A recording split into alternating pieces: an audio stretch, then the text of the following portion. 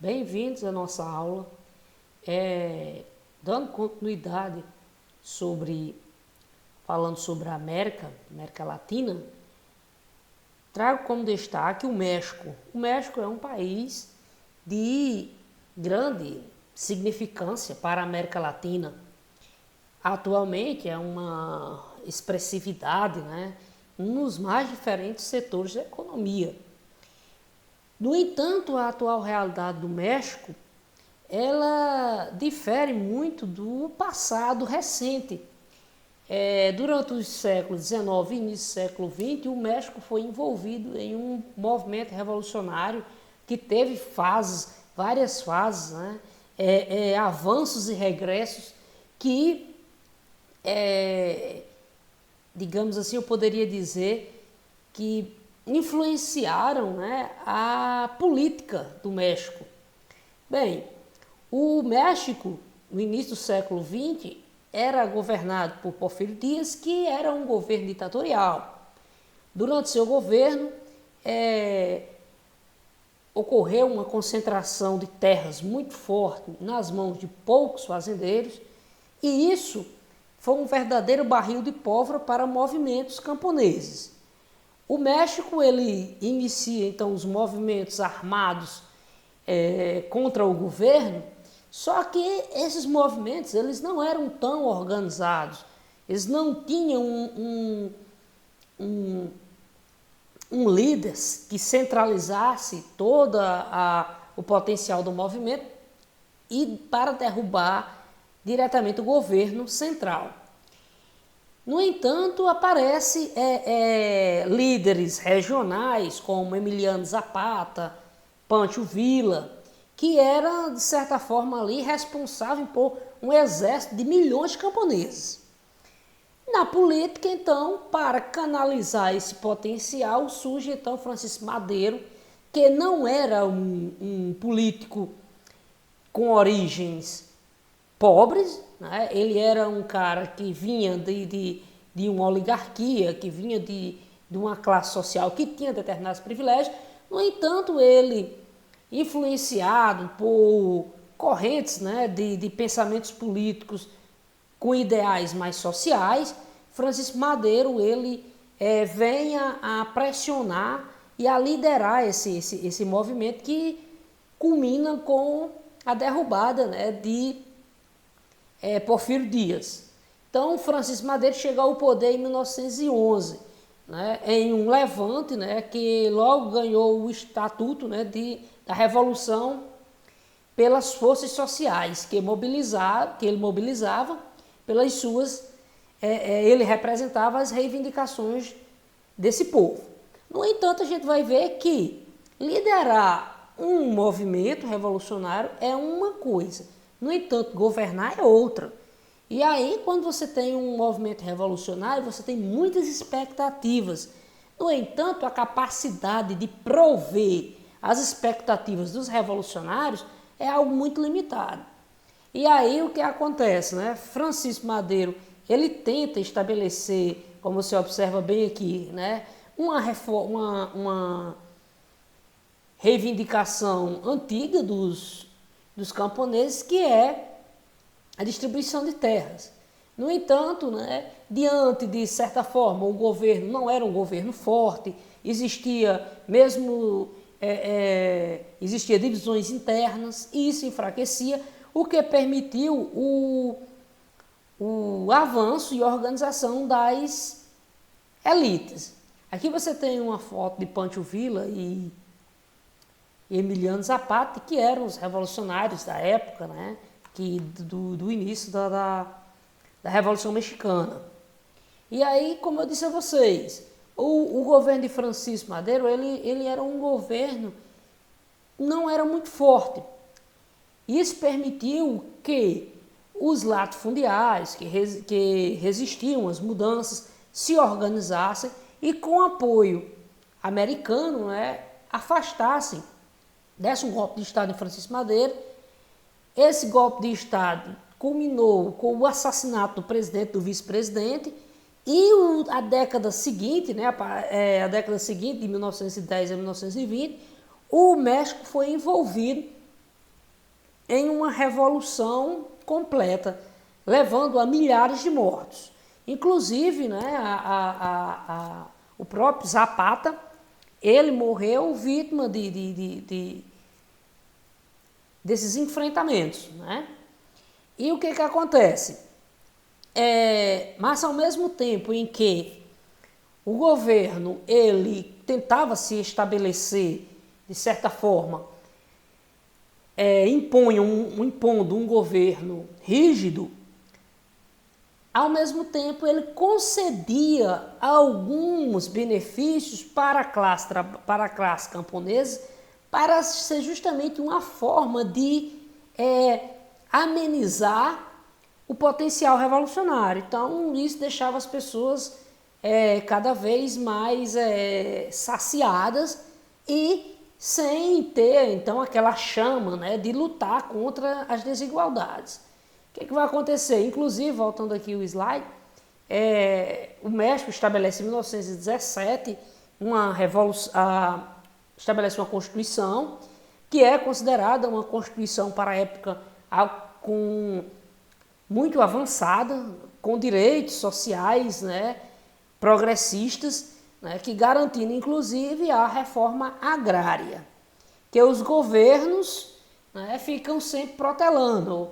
O que é necessário entender é que uma Constituição, o fato de existir um artigo lá na Constituição indicando um processo de reforma agrária, não significa que esse processo de reforma agrária vai acontecer de forma imediata. Bom, então, os anos seguintes, quem se estabelece no poder é o Partido Revolucionário Institucional, conhecido como PRI, né? E eu citei aqui o governo, né, de Lázaro Cárdenas, que foi aí um dos maiores expoentes do populismo mexicano. Durante ali as décadas de 30 e 40, né, ele estabeleceu, deu início então o que a Constituição de 17 já vinha estabelecendo, processo de distribuição de terras, ao mesmo tempo que tentava criar um nacionalismo, como acontecia aqui no Brasil no governo Vargas. E dessa forma ele ganhou uma certa popularidade. Daí então a expressão populismo. O que é o populismo? O populismo é uma forma de governo que tenta agradar a população por meio de políticas, né? No entanto, que essas políticas muitas vezes se declaram insuficientes diante das realidades sociais. Ao mesmo tempo, o México dá os seus primeiros passos no seu processo de industrialização, preferencialmente na indústria de base. Por que na indústria de base? Porque lembrem-se bem que o México vai ser do mesmo grupo do Brasil, aqueles países que se industrializam tardiamente, no entanto, adotam um modelo substituição de importação. O que é isso? Passa a produzir internamente produtos que antes eram importados. Então, o México apresentou então um grande crescimento nesse período, né? Um grande crescimento econômico, tendo um crescimento econômico, você vai ter então uma expressividade e um alargamento da classe média. Essa classe média está diretamente ligada à industrialização, que cada vez mais se consolidava. Nas décadas aí de 50 e 60, o México já é considerado um país industrializado. E cada vez mais se fortalece o Partido Revolucionário Institucional, certo? O que vai acontecer? Nas décadas seguintes, ocorre ao mesmo tempo também, mesmo com as constantes vitórias do Partido Revolucionário Institucional, ocorre, de certa forma, um fortalecimento das oposições. E, ao mesmo tempo, o México, ele, no início dos anos 80, seguindo basicamente o que economicamente vinha acontecendo nos países da América Latina, inicia-se um programa, né, modernização da economia. Esse programa de modernização da economia passa necessariamente pelo neoliberalismo. E o que seria esse neoliberalismo? Seria justamente, de certa forma, contrariar a política econômica do início do século, que é basicamente aqui, nessa primeira fase aqui, você vai ter então o quê? Uma nacionalização, um fortalecimento da indústria nacional. Nessa fase aqui dos anos 80, você vai ter então justamente o contrário, né? A privatização de empresas estatais. Então, esse processo de privatização, empresas que dependiam basicamente do investimento estatal, passam a ser vendidas, né? E isso desperta, né, uma resistência muito forte de grupos tanto políticos como grupos sociais. Nos anos 2000, pela primeira vez, então, o PRI perde as eleições. Observe bem, gente, praticamente quase que um século só um partido mandando num país. Então, não é necessário dizer que, com certeza, você vai ter um processo de fraude eleitoral. Então, Vicente Fox, no início dos anos 2000, vai ser, então, aí um dos primeiros a contestar e a derrubar o domínio do PRI na política mexicana. Então, ele representava a oposição, que era o Partido de Ação Nacional, uma forma de esquerda, né? Aqui para ficar melhor compreensível para os alunos. Porém, né, mesmo Vicente Fox, ele vencendo as eleições, ele não conseguiu fazer maioria, né, na Câmara dos Deputados e Senadores. E o que acontece? Avançando mais, né, o México, ele dos anos 90 para o início dos anos 2000, né, aconteceu um processo que revolucionou economicamente o México, digamos assim, não necessariamente pelo aspecto benéfico, né? É necessário analisar esse ponto com uma certa cautela. Mas em 1993 o México definitivamente entra no NAFTA, e isso desperta uma forte rejeição por parte da população, que via essa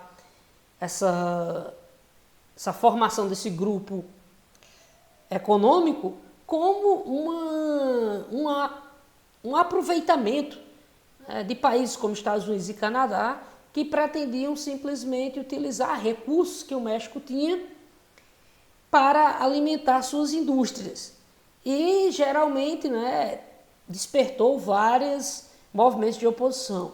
Um dos movimentos mais aguerridos, né, foi no estado de Chiapas.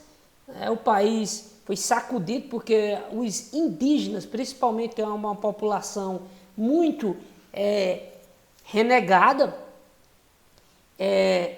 resolve pegar em armas, né? E esse movimento ganha maior notoriedade no país. Depois de vários atritos, esses atritos armados, né? Até hoje o movimento ele continua, no entanto, não como um estado de guerrilha, né? Mas sempre buscando um maior reconhecimento social por parte dos indígenas que ali vivem. O movimento zapatista, então, ele apareceu como uma forma, então, de guerrilha, né, quando justamente o México entrou no NAFTA. O interesse do movimento era defender, então, um Estado mais democrático, uma gestão mais democrática e uma maior participação da população indígena, principalmente promover partilha de terras, né? Então, daí porque o movimento zapatista lá do início do século XX, certo? E eles se portavam justamente como uma forma de anti-globalização.